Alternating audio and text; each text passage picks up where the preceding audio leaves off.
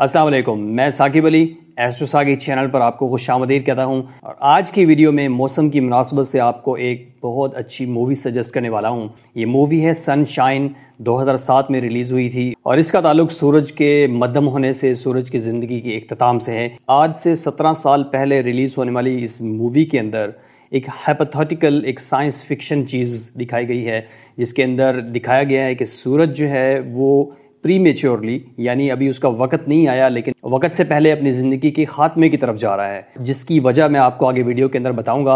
पहले मैं आपको इसकी कास्ट बता देता हूं।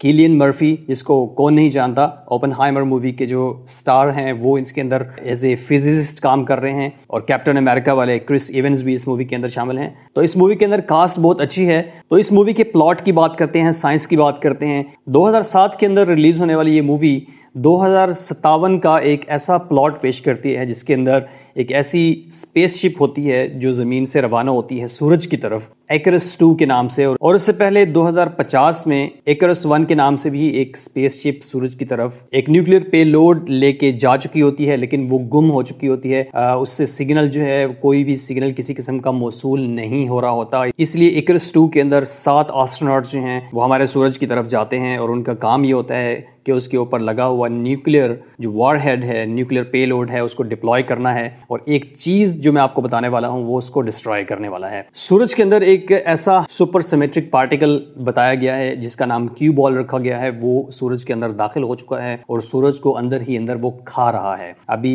रियल लाइफ के अंदर किसी किस्म की कोई ऐसी डिस्कवरी नहीं हुई है। ब्रायन कॉक्स जो हैं, ब्रायन कॉक्स एक इंग्लिश फिजिसिस्ट हैं जो किलियन मर्फी है उसकी एज ए फिजिसिस्ट ट्रेनिंग की, और उन्होंने इसके बारे में कमेंट भी किया कि जो किलियन मर्फी हैं वो एक बहुत अच्छे लर्नर हैं। आप बिलीव नहीं करेंगे कि किलियन मर्फी की एज ए फिजिसिस्ट इस फिल्म के अंदर एक्टिंग जो है उसके पीछे सर्न और ब्रायन कॉक्स शामिल है। यानी कि किलियन मर्फी के कैरेक्टर के अंदर एक फिजिसिस्ट का रोल लाने के लिए ब्रायन कॉक्स ने उसको सर्न के अंदर जो है वहां पे ट्रेनिंग की। वहां पे एज ए फिजिसिस्ट वो कौन कौन से प्रोसेसेस जो हैं वो सर अंजाम देते हैं ताकि उसके कैरेक्टर के अंदर से एक फिजिसिस्ट का एक रूप जो है वो नजर आए। अब बात करते हैं कि इकरस 2 के अंदर जब ये 7 एस्ट्रोनॉट्स जो हैं वो सूरज की तरफ रवाना होते हैं तो मरकरी के पास पहुंचकर इनको एक सिग्नल मौसूल होता है। वो जब ये डिकोड करते हैं तो उनको पता चलता है कि ये तो इकरस 1 जो 7 साल पहले एक शिप भेजी गई थी उसका सिग्नल है जो कि लॉस्ट हो चुकी थी। जब ये उससे कांटेक्ट करते हैं, वो उसको ढूंढ लेते हैं और देखते हैं कि उसके अंदर जितने भी एस्ट्रोनॉट्स हैं वो तो मर चुके होते हैं।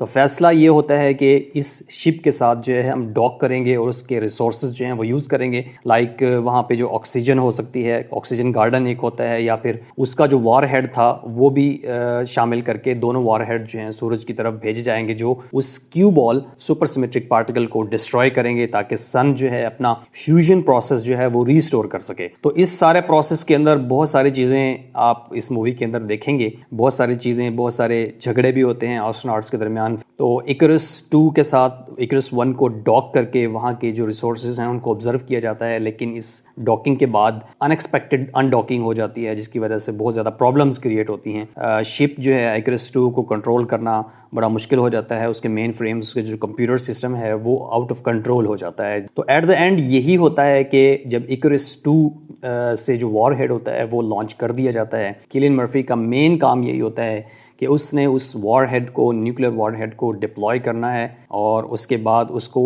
एक्टिवेट करना है ताकि वो उस क्यू बॉल के साथ स्ट्राइक करे और सूरज का जो फ्यूजन प्रोसेस है जो सुस्त पड़ चुका है वो रीस्टोर हो जाए। तो इस मूवी के अंदर आप बहुत एंजॉय करने वाले हैं क्योंकि 2007 के अंदर अगले 50 साल के अंदर एक ऐसा साइंस फिक्शन फिनोमेना दिखाया जाता है जिसके अंदर ज़मीन जो है वो ठंडी होती जा रही है, फ्रीज़ होती जा रही है, क्योंकि सूरज की रोशनी, सूरज की हरारत जो है वो मुकम्मल तौर पर पहुंच नहीं पा रही, जिसकी वजह वो Q ball super symmetric particles हैं, हाइपोथेटिकल पार्टिकल्स हैं जो उस सूरज को, सूरज के अंदर जो प्रोसेस है, फ्यूजन प्रोसेस, उसको स्लो डाउन कर रहे हैं।